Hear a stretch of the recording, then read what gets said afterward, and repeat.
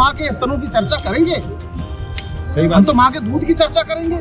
लेकिन ऐसी पुस्तकों में जो अपमान लिखा गया है उसे देखना चाहिए। वो मुझे पकड़ रहे हैं कि मैं बता रहा हूं कि इसको किताब से हटाओ।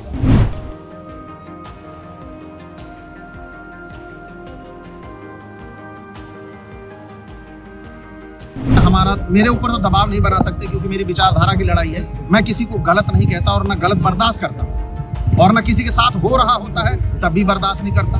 तो इसलिए हमारी ये विचारों की लड़ाई जारी रहेगी। दुर्गा सप्तशती, आप दुर्गा सप्तशती पढ़ोगे तो आपको लगेगा कि अपमान तो दुर्गा सप्तशती में किया हुआ है उनका, जिसने लिखा है। मैंने तो बताया है कि आप ऐसे अपमानों को बंद कराओ अपने समाज में। वो 1 2 दिन 10 दिन 15 दिन 20 दिन परेशान कर सकते हैं, लेकिन जब न्याय व्यवस्था में ये चीज देखी जाएगी तब ये प्रमाणिक तौर पर उभर के आएगा कि निश्चित तौर पर बहुत गलत हमारे समाज में ये पुस्तकें परोसी गई। नमस्कार, आप देख रहे हैं द जनहित और मैं हूँ विनीत।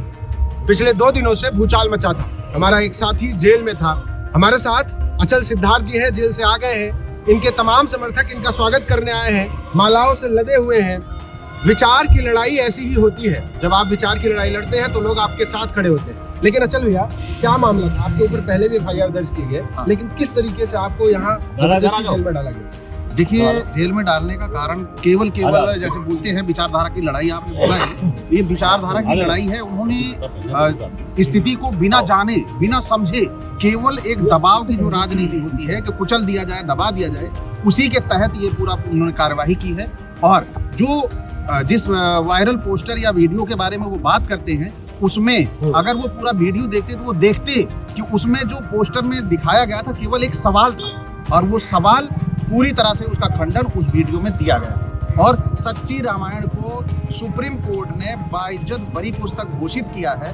यह किसी भी तरह से जुर्म नहीं है। और उसमें लिखा है कि लोगों की भावनाएं आहत होती रहेंगी, जब जब कोई नया सुनेगा तो उसकी भावना आहत होगी। तो इन सब चीजों को देखना चाहिए हमारे शासन प्रशासन को कि वो पुस्तक जब बरी है तो बार बार उसे पढ़ने पे जो पढ़ेगा तो उसको दिक्कत तो होगी। लेकिन ये प्रशासन की जिम्मेदारी है कि इस पुस्तक के एवज में हुई जो जितनी भी घटनाएं आती हैं उसको संज्ञान में न ले, उसको लोगों को समझाएं कि यह सुप्रीम कोर्ट द्वारा जारी पुस्तक है। बताया ये जा रहा है कि आपके पास इस मामले में स्टे था। आपके ऊपर जो पहले मुकदमे थे ऐसे, उनमें आपके पास स्टे था, फिर अचानक आपको उठा लिया गया और अचानक फिर से मुकदमा लिख के ऐसे करना? जी, इसके लिए तो मैं भी हतप्रभ हो गया क्योंकि 295 एमए थाना मुंशीगंज अमेठी में मेरे खिलाफ अभियोग जो इन्होंने लगाया था, उसमें मैंने जो 295 ए है, 295 ए में गिरफ्तारी नहीं होती, और 41 के तहत मैंने हाई कोर्ट से निर्देश भी ले लिया था कि वो मुझे गिरफ्तार ना करें, मैं पूरी तरह से सहयोग करूंगा और जो भी मेरा जितना भी रिसोर्सेज से और जितनी भी जो घटनाएं हैं मैं वो ला के आपको तथ्यपरक दूंगा। थाना मुंशीगंज में तो मुझे कहा कि ठीक है, आप सहयोग करिए, हम आपके साथ हैं। और उसके बाद मैं यहाँ खुद हतप्रभ हो जाता हूँ। मैं गाड़ी अपनी सर्विसिंग के लिए लेके गया था और सर्विस सेंटर के बाहर खड़ा था। अचानक वहाँ पर पुलिस आती है और मुझे कहती है कि चलिए आप इसी के सामने बुलाएं। तो भाई, मैं कोई चोर डकैत तो हूँ नहीं, मैं तो एक साधारण नागरिक और इस देश के कानून का पालन करने वाला हूँ। और मैं चुपचाप गाड़ी में बैठा और पहुँच गया थाने। और थाने पहुँचते ही अब मेरे ऊपर दबाव बनने लगा कि आपने ऐसा वीडियो क्यों डाला। मैंने कहा जी ये सच्ची रामायण पुस्तक है, मैंने उसके एवज में ये डाला है। अगर मैं जानता हूँ कि मतलब कानून क्या है, कानून का अनुपालन क्या है, मैं भली भांति जानता हूँ, और मैंने ये गलत नहीं किया है। अगर सुप्रीम कोर्ट ने ये पुस्तक जारी न की होती तो मैं ऐसा कदापि ना करता। मैं किसी की भावना को आहत करने वाला व्यक्ति नहीं थी।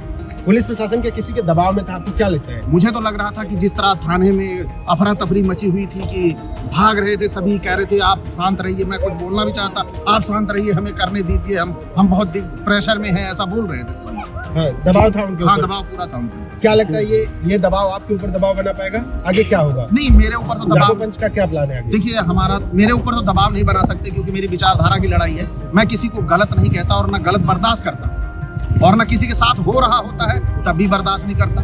तो इसलिए हमारी ये विचारों की लड़ाई जारी रहेगी अनवरत। आपके बारे में खबर छपी अखबारों में कि देवी देवताओं पर अभद्र टिप्पणी करने वाला एडवोकेट गिरफ्तार।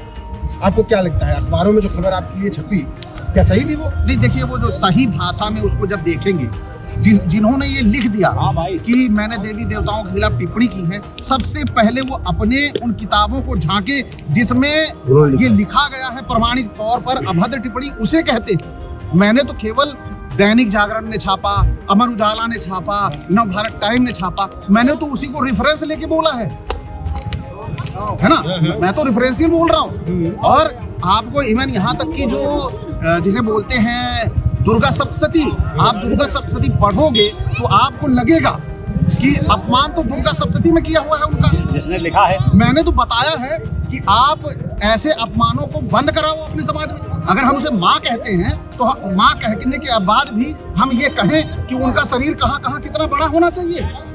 ऐसा होता है कभी? माँ वात्सल्य के रूप में होती है, क्या हम माँ के स्तनों की चर्चा करेंगे?